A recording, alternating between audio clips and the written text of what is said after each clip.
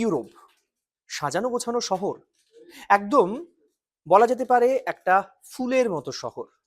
একের পর এক এমন শহর আছে যে শহরে অনেকে হাঁটতে ভালোবাসেন, কিন্তু জানেন ইউরোপ এই মুহূর্তে কার্যত পুড়ে ছাই।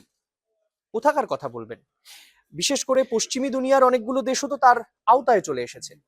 যেমন ধরুন Spain, France, Hungary, Romania, Netherlands থেকে শুরু করে একের পর এক দেশ পুড়ে ছারখার, মানে দাবানলের আগুনে পুড়ে ছারখার।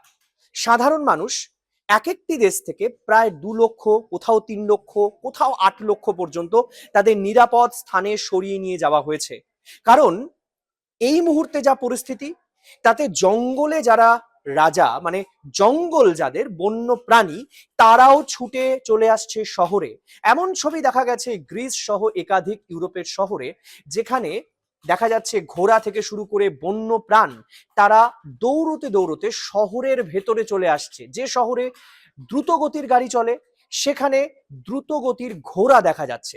এই ছবিও সামনে এসেছে। কিন্তু এই পরিস্থিতিকে নিয়ন্ত্রণে আনতে যখন ইউরোপে বিশেষ পদ্ধতি অবলম্বন করে আগুন নেভানো বা দাবানল নেভানোর চেষ্টা করা হচ্ছে, সেখানেও ভয়ঙ্কর দুর্ঘটনা। একটি ছবি সোশ্যাল মিডিয়া ভাইরাল হয়েছে গ্রিসে। কি সেই ছবি?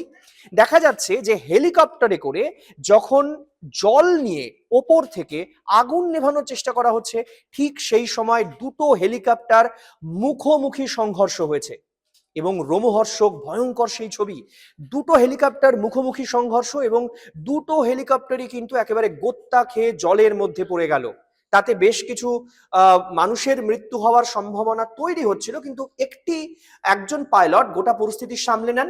আরেকটি একেবারে দেখা যাচ্ছে উড়োজাহাজকে, সেটি কিন্তু গোত্তা খেয়ে জলের মধ্যে পড়েছে। 2 পাইলটেরই মৃত্যু হয়েছে, 2 কো-পাইলটেরও মৃত্যু হয়েছে। এবং এই ছবি বলে দিচ্ছে যে দাবানল কত ভয়ঙ্কর। এরকমই অনেক ছবি, অনেক খবর, দেশ বিদেশ, রাজ্য, রাজনীতির সবকিছুর জন্য আপনার একটা ক্লিকই যথেষ্ট। আর সেই ক্লিকটা কোথায়?